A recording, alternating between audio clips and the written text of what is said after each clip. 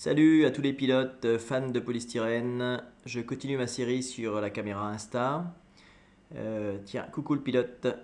J'ai montré lors de la dernière vidéo où la caméra était sur un mini talon un jour de grand vent 20 km/h quoi, que la stabilisation était assez bonne et qu'on pouvait au moment du montage cibler ce qu'on voulait regarder.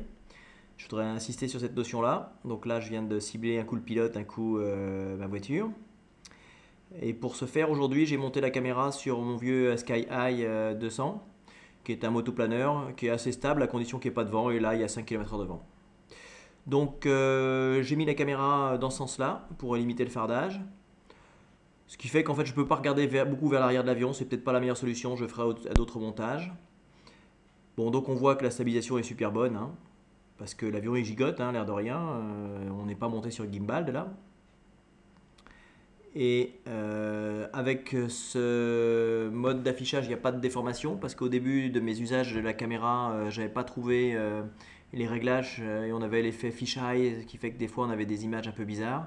Mais là donc ça semble une image tout à fait normale avec, je persiste à le dire, une très bonne stabilisation parce que même si le temps est relativement quiet, la vidéo aérienne sur des petits avions, c'est toujours un peu gigotard et là ça bouge pas.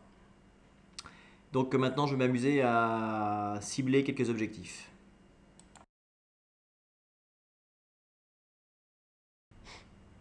Mon premier sujet sera un petit catamaran. Et là, je le vise en allant regarder vers le bas. Voilà. Au passage, je suis en contre-jour et on voit que c'est tout à fait raisonnable hein, au niveau couleur, etc. Donc ça gère pas mal non plus les contre-jours.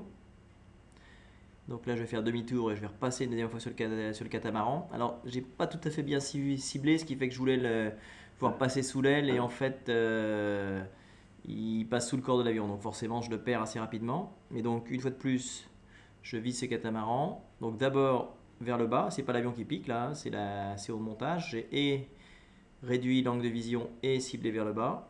Et puis là, j'aurais pu le suivre sous l'aile, mais j'étais pas tout à fait bien placé avec l'avion. Là maintenant, je vais suivre le point de décollage avec la voiture, le chien, etc. Là, c'est juste un passage pour l'aspect stabilisation. Je vole droit, je ne change pas le réglage du champ de vision de la caméra. Encore un petit coup de kata.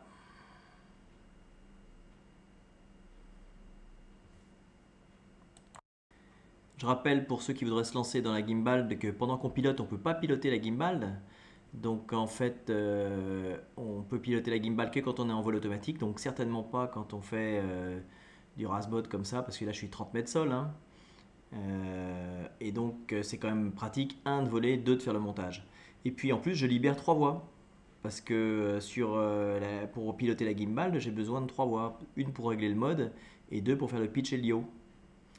Donc je vais pouvoir utiliser ces voies libérées. Je suis pas sûr que je vais remonter ma gimbal tout de suite. Alors on l'a peut-être pas très bien vu, mais quand l'avion tourne à gauche ou à droite, c'est pas génial. Là, je m'amuse à cibler cette espèce de maison bourgeoise ou de petit château là. Voilà, pareil. Et puis ça va suffire pour aujourd'hui. Donc je refais le coup de faire coucou au pilote en passant. Là, ce passage sous l'aile est particulièrement réussi. Et puis on va arrêter pour aujourd'hui. Là, vous voyez qu'on a eu une impression d'accélération, c'est parce qu'en fait, j'ai d'un seul coup diminué l'angle de vision de la caméra. Donc ça fait un petit peu comme si je faisais un zoom. Et là, je me pose comme une fleur. Sauf que j'accroche un pissenlit sur la fin qui fait que l'avion pivote. Hop, touc, la petite fleur, toc, je fais demi-tour. Ciao!